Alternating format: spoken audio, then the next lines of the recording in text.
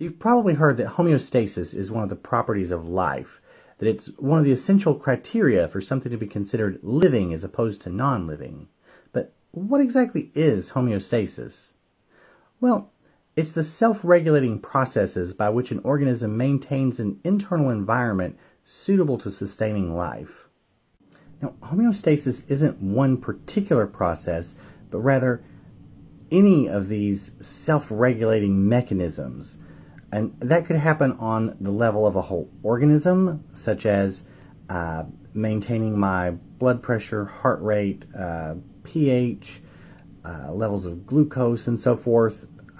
Or it could be things that happen on a cellular level, like maintaining the balance of certain ions in the cell, or taking in nutrients and metabolizing them and using that to replace components of the cell.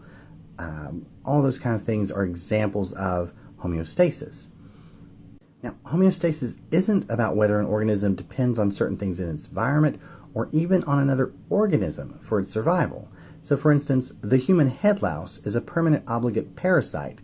It can't survive without a human host, but it does have its own homeostatic processes. It maintains its own internal environment.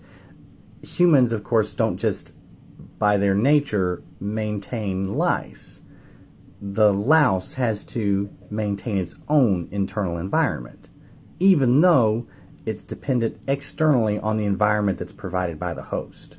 So different organisms exhibit homeostasis in different ways, but every living organism exhibits homeostasis in some way throughout its lifespan. So from the moment that two gametes fuse to form a human zygote, homeostasis is already happening on a cellular level. Cellular metabolism is occurring that maintains the internal environment and allows that new organism to grow and develop as an organism.